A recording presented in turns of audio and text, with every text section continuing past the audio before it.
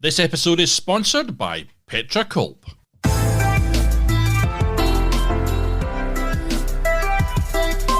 Hello and welcome back to Film Pro Productivity and Success, the show that helps creative people to live a more focused, effective and happy life. My name is Carter Ferguson and this is episode 155, The Exhausted Mind, Managing Decision Fatigue.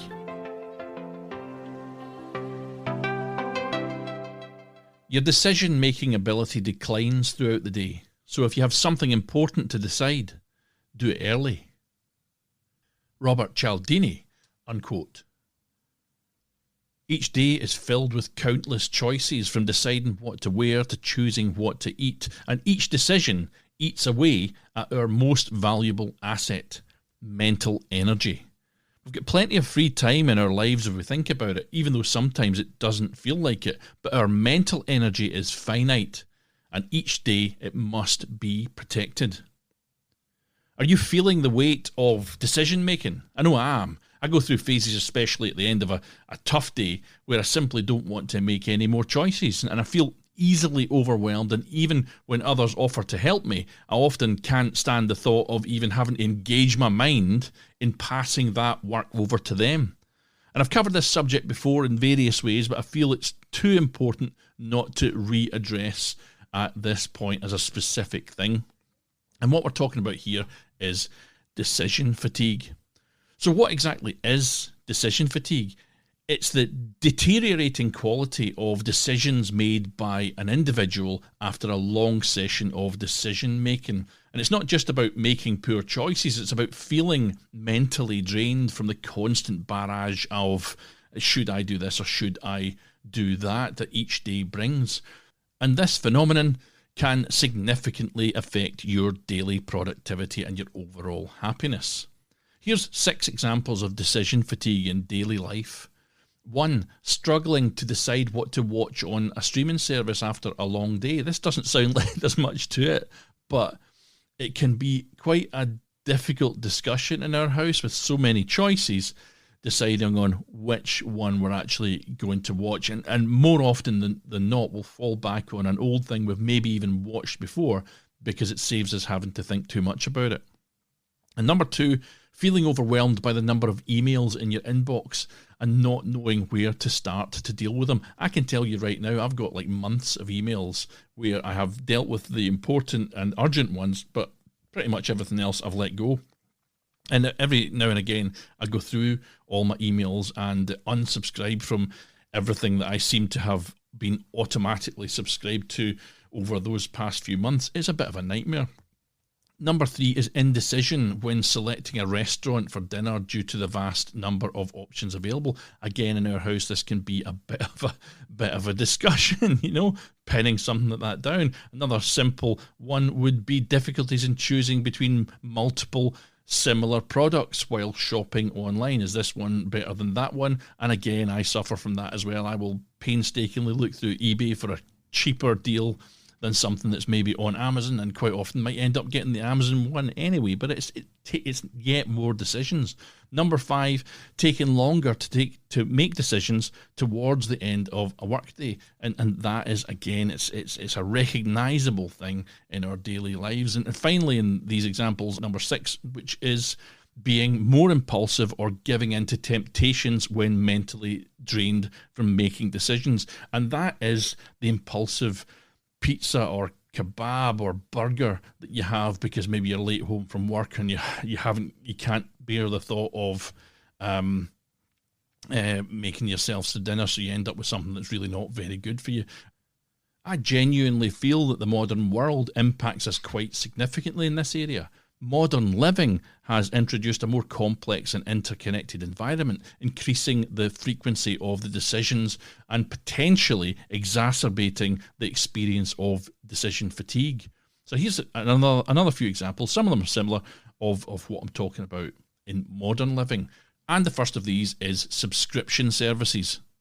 With the rise of subscription-based models, it seems never-ending these days, individuals now have to choose from a wide variety of services, and with our money on the line, this can mean a hell of a lot of research too. Everything seems to be subscription these days. I'm not just talking about Netflix or Amazon, it's software, it's everything. It's the software is a nightmare for me. I'm forever having to delve into 200 options on how to find screen recorder software is what I've been looking for this week. Flipping heck, man. What a drag. I took forever. I looked through loads of them, downloaded a few of them, ended up paying for one, and it crashes every time I go to use it. And I'm going to try and use it to record a video for the YouTube channel or for this episode, incidentally, which is going to be using a PowerPoint presentation, which will go along with it if you want to go and check it out there. Anyway, that's the first thing, is subscription services. Just more and more decisions. Digital communication, the advent of social media, messaging apps, and email has led to an influx of constant communication, requiring us to prioritise and respond to multiple messages throughout the day on multiple platforms as well. And that I find a very, very difficult one in business. And it has happened fairly recently where something important came in, a change of dates, and it was hidden at the bottom of a WhatsApp message. And I missed it because there was so many communications I couldn't stay on top of it.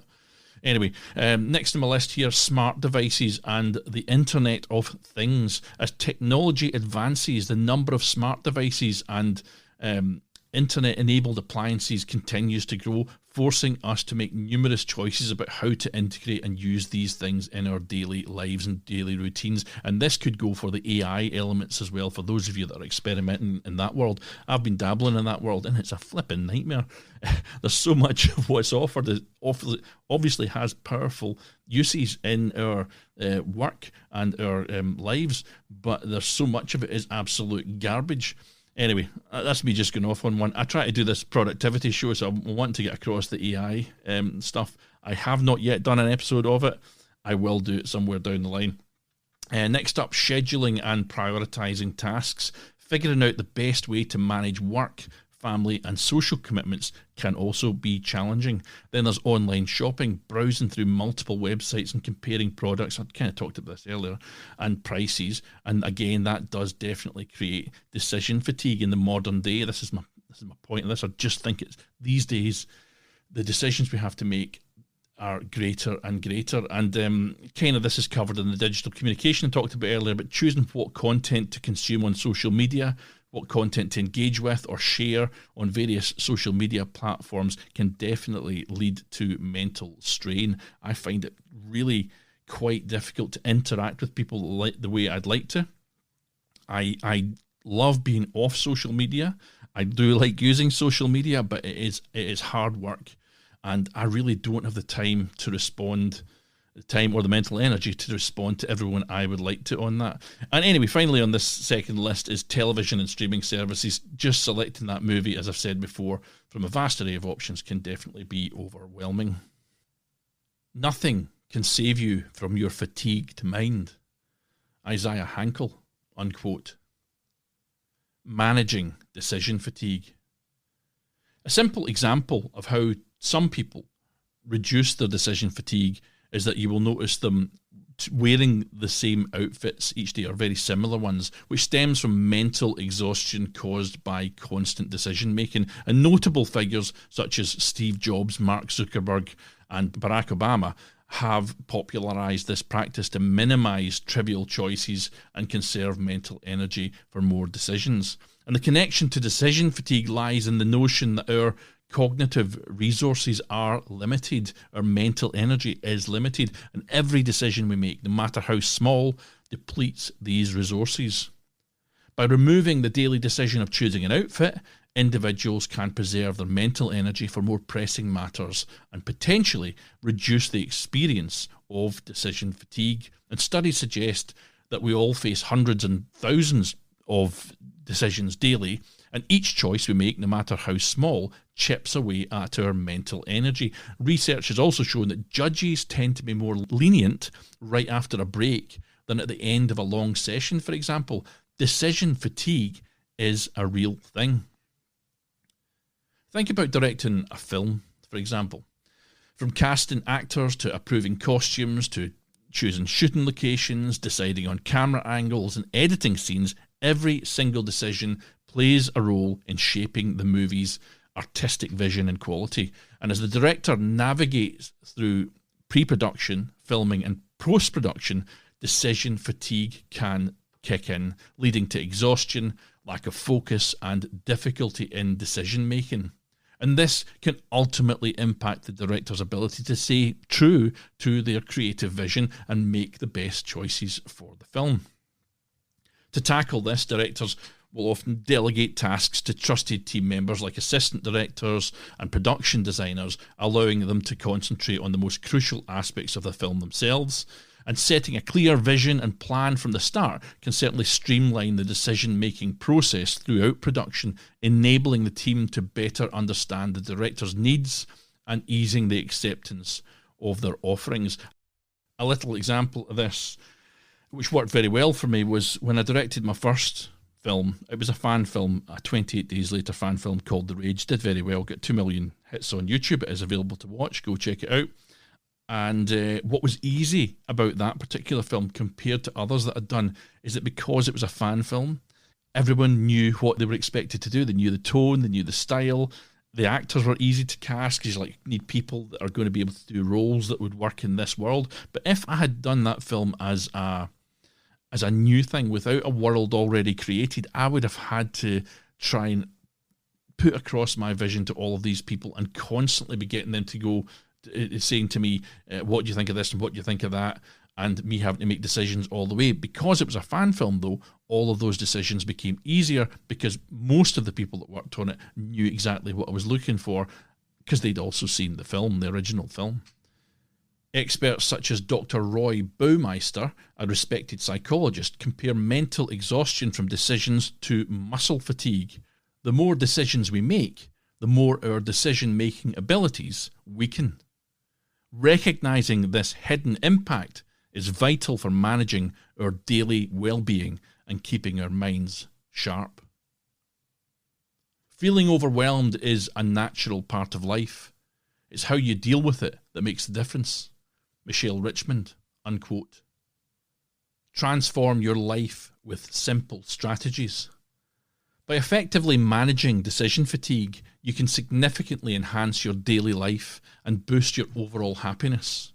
Imagine a life where each decision doesn't leave you feeling drained but empowered. Simplifying your choices doesn't just ease mental strain, it can lead to more satisfaction and a profound sense of control over your life.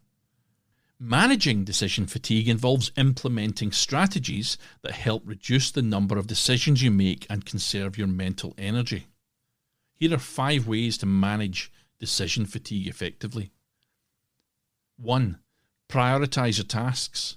Tackle important decisions during your peak energy levels and save less significant choices for later in the day. And I've covered this in various shows. Check out my episode on the focus funnel to help you put your time where it really matters. Don't allow yourself to be constantly distracted by the stuff that doesn't matter. Use that higher level of thinking that I like to talk about for this. The second thing to do is to delegate and, if you can, automate. Offload tasks or decisions to others whenever possible, or use automation tools to streamline repetitive choices. As I mentioned before, I'm trialing AI software at the moment, and it's definitely not been plain sailing by any means, but it's something that I can lean on occasionally to help me out. So delegate and automate. Next thing you can do is to limit your options. Narrow down the choices to a manageable number to avoid overwhelming yourself with too many options. And I've been doing this with my filmmaking kit recently. I now feel like I have a manageable amount of things to get to know and understand and operate and generally to use should I go on to make another film. I've got rid of kit in effect that I don't use or need. At the same time as that, I've brought in some new equipment which I need to learn how to use, and I've scheduled in kind of learning periods within my weeks to try and get on top of these new things so that when I do go to use them, I'm not having to kind of engage my brain in learning that new thing where there's a client perhaps standing in front of me. Because I do obviously, well maybe not obviously, I do also shoot commercial video stuff. I'm the director, producer, project manager for Firefly Films Limited, and I do that sort of thing as well. And that's the kit I'm talking about, not fight related kit, which is effectively some elbow pads and a couple of crash mats. And finally, here on my list here, I've got take breaks and practice self-care. Give yourself time to rest and recharge throughout the day to maintain mental clarity and energy for decision making. I regularly take social media breaks throughout the year, taking sometimes months off at a time, and this makes a vast difference to my ability to deal with life, and you should consider it too. If you can't take a month off, try taking every morning off or limiting the amount of time that you spend on social media. You will find that you regain a significant amount of mental energy and your ability to deal with decisions will improve. By incorporating these strategies into your life, you can better manage decision fatigue and maintain focus on your most important tasks and goals. When you're overwhelmed, take a deep breath, assess the situation and prioritise what needs to be done first. Then make a plan and tackle one task at a time. Oprah Winfrey, unquote.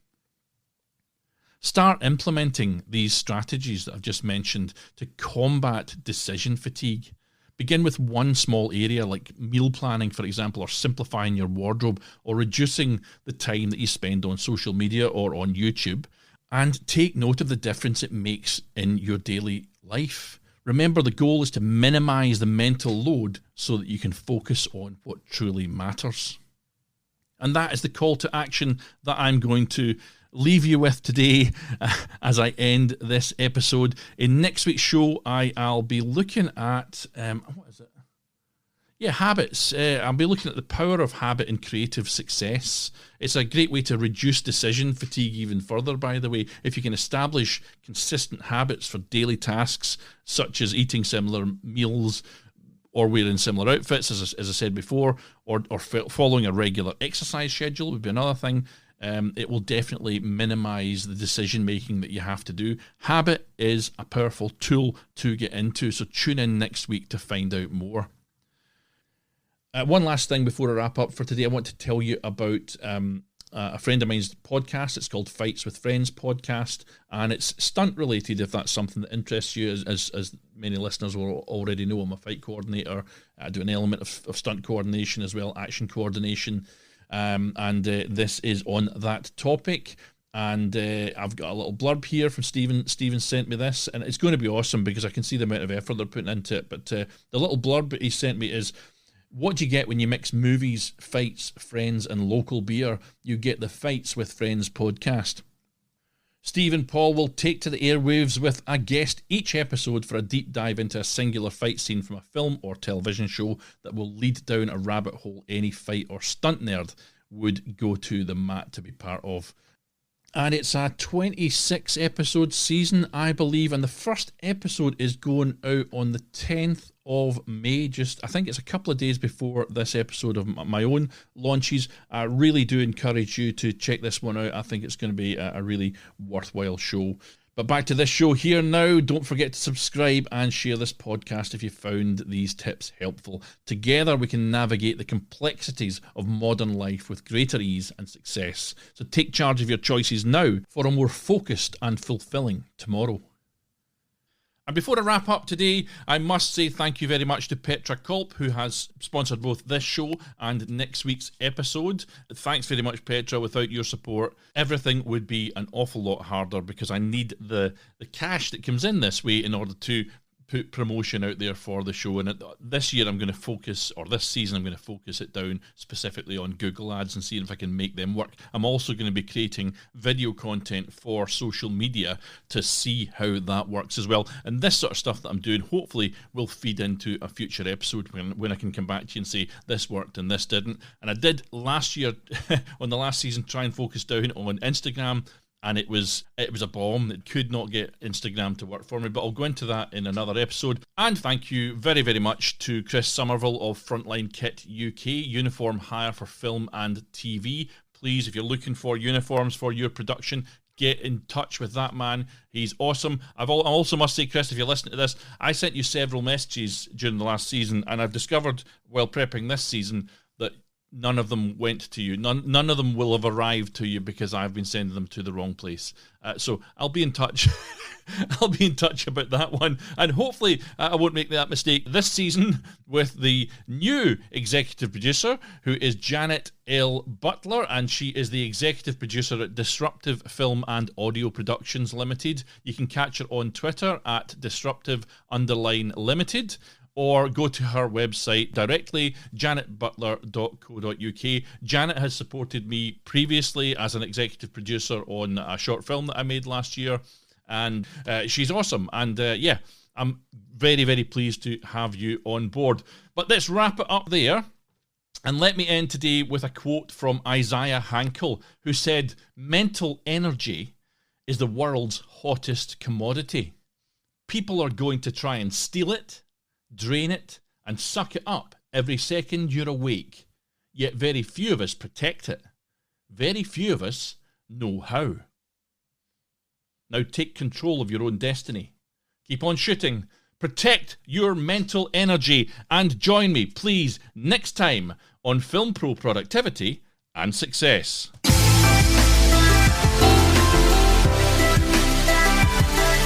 The music you can hear right now is Adventures by A. Himitsu, and as I've already mentioned, the executive producer on this season is Janet L. Butler from Disruptive Film and Audio Productions Limited. Welcome on board, Janet. You can catch me on Twitter and Instagram at fight_director, or follow the show itself on Twitter at FilmProPodPod, or on Facebook at FilmPro Productivity. Please continue supporting the show. I really appreciate you getting behind me, and I really hope you enjoy this season. It's a good one.